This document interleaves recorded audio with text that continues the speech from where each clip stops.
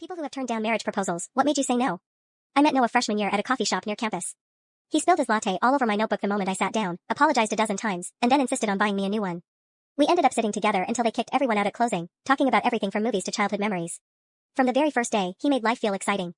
Late night drives to nowhere, grabbing breakfast at 2 a.m., showing up at my dorm with takeout from my favorite diner, everything was a little adventure with him. But there was always another side, one I ignored for far too long. Like the time he decided he had to have the latest phone, even though his old one worked perfectly fine. Or when he rearranged our apartment because it felt better this way without even asking me. When I brought it up, he'd laugh and say, I just like things my way. You know I mean well. By junior year, the controlling tendencies became more obvious. He wanted to dictate what I wore, which friends I could see, even what classes I should take. If I disagreed, he'd pout or go silent until I apologized.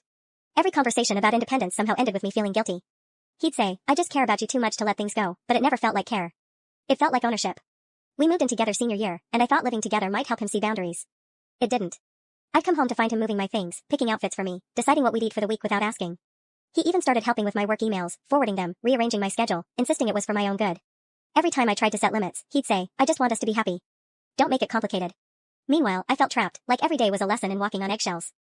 After graduation, I focused on myself, my career, my independence, my sanity. I set up a budget, started therapy, planned for my future. Meanwhile, he bounced between jobs and hobbies, often making impulsive decisions that affected us both, but never learning from them. He didn't see it as selfish. He called it living in the moment. I called it exhausting. We'd been together almost 5 years when marriage started coming up.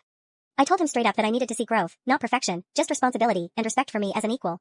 I needed him to stop trying to control everything. He nodded, promised he would try. I believed him, at least for a while. Then last month, my parents were hosting their summer barbecue.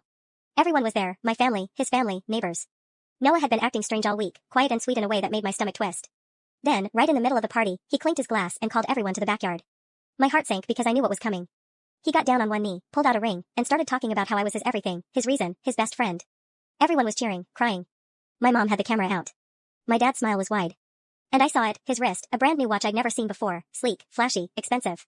My stomach dropped. While he poured his heart out, I whispered, did you buy that? He nodded, grinning nervously. Yeah, it's a special occasion, he said. I wanted it to be perfect for you. And that's when it hit me. I could see the rest of my life in that moment, years of small fights, apologies I shouldn't have had to give, compromises I didn't want to make, trying to manage his impulses and control. Loving him meant giving up pieces of myself every day. I realized that if I said yes, I'd be trapped in a cycle of emotional manipulation, always walking on eggshells, and losing myself completely. I helped him stand, hugged him tightly, and whispered, I can't do this.